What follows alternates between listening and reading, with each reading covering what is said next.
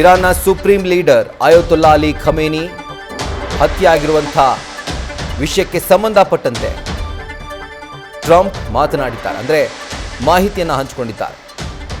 Khamenei ಸಾವು ಖಚಿತ.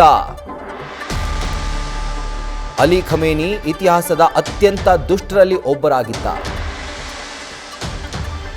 Khamenei ಹಾಗೂ ಆತನ ರಕ್ತಪಿಪಾಸು ಗೂಂಡಾಗಳು ಈಗ ಹತ್ಯೆಯಾಗಿದ್ದಾರೆ.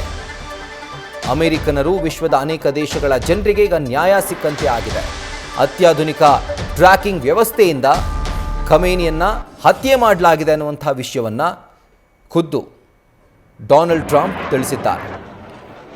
ಮತ್ತೊಂದು ಕಡೆಯಲ್ಲಿ ಇಸ್ರೇಲ್ ಪ್ರಧಾನಿ ಬೆಂಜಮಿನ್ ನೆತನ್ಯಾಹು ಕೂಡ ಇದಕ್ಕೆ ಸಂಬಂಧಪಟ್ಟಂತೆ ಮಾತನಾಡಿರುವಂಥದ್ದು. ಈತನ ಹತ್ಯೆಯಾದಂತಹ ಸುದ್ದಿಯನ್ನು ಖಚಿತಪಡಿಸಿದ್ರು, ಆದರೆ ಇರಾನ್ನ ಮಾಧ್ಯಮಗಳು ಇದನ್ನು ನಿರಾಕರಿಸಿದ್ವು. ಖುದ್ದಾಗಿ ಇರಾನ್ನ ವಿದೇಶಾಂಗ ವಕ್ತಾರರು ಈ ಸುದ್ದಿ ಸುಳ್ಳು, ಇದು ಯುದ್ಧದ ಒಂದು ಭಾಗವಾಗಿದೆ, ಹೀಗಾಗಿ ಸೈಕಲಾಜಿಕಲ್ ಗೇಮ್ ಪ್ಲ್ಯಾನ್ಗಳನ್ನು ಮಾಡ್ತಿದ್ದಾರೆ, ಅವರು ಇನ್ನೂ ಜೀವಂತವಾಗಿದ್ದಾರೆ ಅಂತ ಹೇಳಿದರು. ಆದರೆ ಈಗ ಇರಾನ್ನ ಮಾಧ್ಯಮಗಳು ಈ ಒಂದು ಸುದ್ದಿಯನ್ನು ಖಚಿತಪಡಿಸಿವೆ. ಜೊತೆಗೆ ಈತನ ಸಾವನ್ನು ಬಲಿದಾನದ ರೀತಿಯಲ್ಲಿ ಅವರು ಬಿಂಬಿಸ್ತಾ ಇರುವಂಥದ್ದು. ಪವಿತ್ರವಾದಂಥ ರಂಜಾನ್ ತಿಂಗಳಲ್ಲಿ ನೀವು ಹುತಾತ್ಮರಾಗಿದ್ದೀರಿ, ನಿಮ್ಮ ಚರಿತ್ರೆ, ನಿಮ್ಮ ಒಂದು ಆಲೋಚನೆಗಳು ಭವಿಷ್ಯದ ಪೀಳಿಗೆಗೆ ಮಾದರಿಯಾಗಿದೆ, ಈ ರೀತಿಯಾಗಿ ಈತನನ್ನು ಕೊಂಡಾಡ್ತಿದ್ದಾವೆ ಇರಾನ್ನ ಮಾಧ್ಯಮಗಳು. ಸುಮಾರು 39 ವರ್ಷಗಳ ಕಾಲ ಇರಾನ್ನ ಆಡಳಿತದ ಚುಕ್ಕಾಣಿ ಹಿಡಿದಿದ್ದಂಥ ಅಯತೊಲ್ಲಾ ಅಲಿ ಖಮೇನಿ ಈಗ ಹತ್ಯೆಗೀಡಾಗಿದ್ದಾರೆ. ಈತನ ಸರ್ವಾಧಿಕಾರಿ ಧೋರಣೆ ಈಗ ಅಂತ್ಯವಾಗಿದೆ.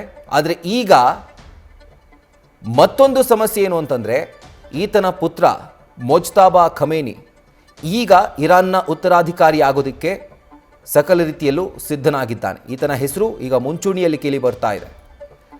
ಈಗ ಆತನೂ ಕೂಡ ತಂದೆಯ ರೀತಿಯಾದಂಥ ಸೈದ್ಧಾಂತಿಕ ನಿಲುವನ್ನು ಹೊಂದಿರೋದ್ರಿಂದ ಮತ್ತೊಮ್ಮೆ ಈ ಖಮೇನಿ ಕುಟುಂಬದ ಕಪಿಮುಷ್ಟಿಗೆ ಇರಾನ್ ಜಾರುತ್ತಾ ಅನ್ನುವಂಥ ಪ್ರಶ್ನೆ ಕಾಡ್ತಾ ಇದೆ.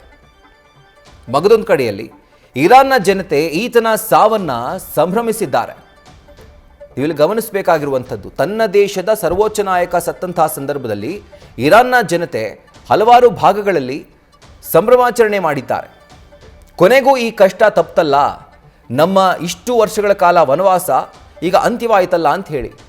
ಆದರೆ ಈಗ ಮತ್ತೊಮ್ಮೆ ಈತನ ಪುತ್ರ ಅಧಿಕಾರಕ್ಕೆ ಬಂದಂತಹ ಸಂದರ್ಭದಲ್ಲಿ ಮತ್ತೊಮ್ಮೆ ಖಮೇನಿ ಕುಟುಂಬದ ಅಥವಾ ಆ ವ್ಯಕ್ತಿಯ ಕಪಿಮುಷ್ಟಿಗೆ ಇರಾನ್ ಜಾರುವಂತಹ ಸಾಧ್ಯತೆ ಇರುತ್ತೆ. ಹೀಗಾಗಿ ಜನಕ್ಕೆ ಇಲ್ಲಿ ಯಾವುದೇ ರೀತಿಯಾದಂತಹ ಸರ್ವಾಧಿಕಾರ ಬೇಡ. ಜನಕ್ಕೆ ಬೇಕಾಗಿರುವಂಥದ್ದು ಒಂದು ಪ್ರಜಾಪ್ರಭುತ್ವ ವ್ಯವಸ್ಥೆ. ಇರಾನ್ನ ಜನತೆ ಅದನ್ನೇ ಬಯಸ್ತಾ ಇರುವಂಥದ್ದು. ಅಮೆರಿಕ ಅಧ್ಯಕ್ಷ ಡೊನಾಲ್ಡ್ ಟ್ರಂಪ್ ಕೂಡ ಅದನ್ನೇ ಹೇಳಿದರು. ಅಂದರೆ ಇರಾನ್ನಲ್ಲಿರುವಂಥ ಜನರಿಗೆ ಒಂದು ವಿಶ್ವಾಸವನ್ನು ಕೊಟ್ಟಿದ್ದರು. ನಾವು ನಿಮ್ಮಲ್ಲಿ ಪ್ರಜಾಪ್ರಭುತ್ವ ವ್ಯವಸ್ಥೆಯನ್ನು ನಾವು ಸ್ಥಾಪಿಸ್ತೇವೆ, ನಮ್ಮ ಮೇಲೆ ನಂಬಿಕೆ ಇಡಿ ಅನ್ನುವಂಥ ಮಾತನ್ನು ಡೊನಾಲ್ಡ್ ಟ್ರಂಪ್ ಹೇಳಿದರು. ಇದರ ಕುರಿತಾಗಿ ಡೀಟೇಲ್ಸನ್ನು ಕೊಡ್ತಾ ಹೋಗ್ತಾರೆ ಕಂಪ್ಲೀಟ್ ಆಗಿ ನಮ್ಮ ಕರೆಸ್ಪಾಂಡೆಂಟ್ ಚಂದ್ರಮೋಹನ್. ಈಗ ಒಂದು ಕಡೆ ಮಧ್ಯಪ್ರಾಚ್ಯದಲ್ಲಿ ಬಿಗುವಿನ ವಾತಾವರಣ, ಉದ್ವಿಗ್ನತೆ ನಿರ್ಮಾಣವಾಗಿದೆ. ಮಗದೊಂದು ಕಡೆಯಲ್ಲಿ ಗ್ಲೋಬಲ್ ಮಾರ್ಕೆಟ್ ಇದರಿಂದ ತೀವ್ರ ಪೆಟ್ಟನ್ನು ತಿಂತಾ ಇದೆ. ಅದರ ಜೊತೆಗೆ ಈಗ ಉತ್ತರಾಧಿಕಾರಿಯ ಒಂದು ಆಯ್ಕೆಯ ಕಸರತ್ತು. ಏನೆಲ್ಲ ಡೀಟೇಲ್ಸ್ ಲಭ್ಯವಾಗ್ತಾ ಇದೆ ಚಂದ್ರಮೋಹನ್?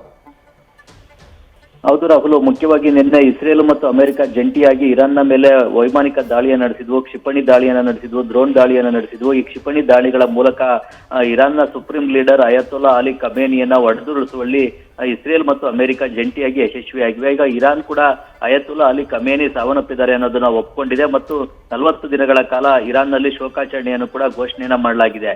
ಈಗ ಇರಾನ್ನಲ್ಲಿ ಧಾರ್ಮಿಕ ಮುಖಂಡ ಆಗಿದ್ದಂತಹ ಅಯತೊಲ್ಲಾ ಅಲಿ ಖಮೇನಿಯೇ ಸುಪ್ರೀಂ ಲೀಡರ್ ಆಗಿದ್ರು. ಅವರನ್ನೇ ಎಲ್ಲಾ ಆಳ್ವಿಕೆಯನ್ನು ಕೂಡ ನಡೆಸ್ತಾ ಇದ್ರು, ಸರ್ಕಾರವನ್ನ ನೇಮಕವನ್ನ ಮಾಡ್ತಾ ಇದ್ರು ಮತ್ತು ಇಡೀ ದೇಶವನ್ನ ಕಂಟ್ರೋಲ್ ಮಾಡ್ತಾ ಇದ್ರು, ದೇಶಕ್ಕೆ ಒಂದು ನಾಯಕತ್ವವನ್ನ ನೀಡಿದ್ರು.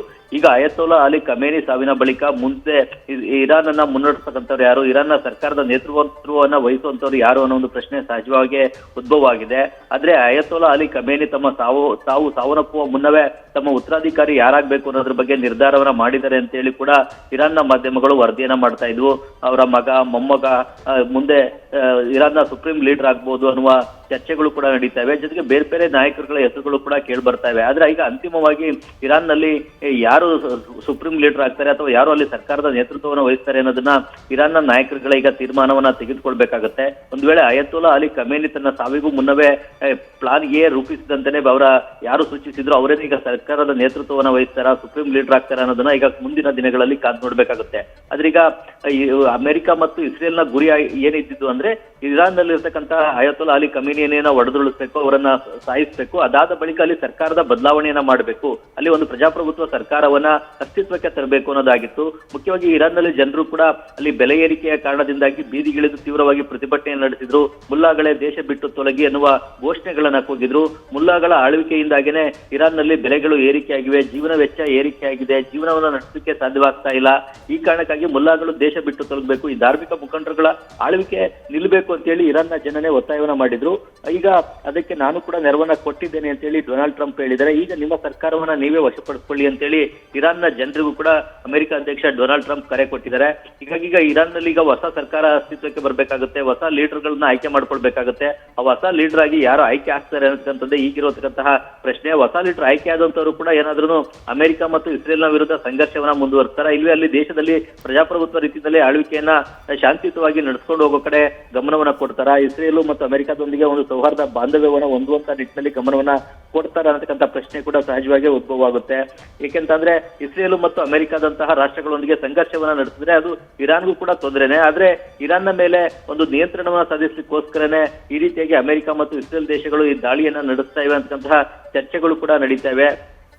ಆದ್ರೀಗ ಇರಾನ್ ನಲ್ಲಿ ಇರ್ತಕ್ಕಂತಹ ಸುಪ್ರೀಂ ಲೀಡರ್ನ ಹೊಡೆದುರುಳಿಸಿದ ಬಳಿಕ ಒಂದು ದೊಡ್ಡ ಪ್ರಶ್ನೆ, ಮುಂದಿನ ನಾಯಕ ಯಾರು ಅಂತಕ್ಕಂಥದ್ದು ಉದ್ಭವ ಆಗಿದೆ. ಈಗ ಮುಖ್ಯವಾಗಿ ಅಮೆರಿಕ ಮತ್ತು ಇಸ್ರೇಲ್ ನಡೆಸಿದಂತಹ ದಾಳಿಯಿಂದಾಗಿ ಇರಾನ್ ನಲ್ಲೂ ಕೂಡ 200ಕ್ಕೂ ಹೆಚ್ಚು ಜನ ಸಾವನ್ನಪ್ಪಿದ್ದಾರೆ, 700ಕ್ಕೂ ಹೆಚ್ಚು ಮಂದಿ ಗಾಯಗೊಂಡಿದ್ದಾರೆ. ಮತ್ತೊಂದು ಕಡೆಯಲ್ಲಿ ಇರಾನ್ ಕೂಡ ನಾವು ಮಧ್ಯಪ್ರಾಚ್ಯದ 5-6 ದೇಶಗಳಲ್ಲಿರುವಂತಹ ಅಮೆರಿಕದ ವಾಯುನೆಲೆಗಳ ಮೇಲೆ ದಾಳಿಯನ್ನು ನಡೆಸಿದ್ದೇವೆ, ಅಲ್ಲೂ ಕೂಡ 100ಕ್ಕೂ ಹೆಚ್ಚು ಅಮೆರಿಕದ ಸೈನಿಕರನ್ನ ಕೊಂದಿದ್ದೇವೆ ಅಂತ ಹೇಳಿದ್ದಾರೆ. ಆದ್ರೆ ಇದನ್ನ ಅಮೆರಿಕ ಒಪ್ಕೊಂಡಿಲ್ಲ.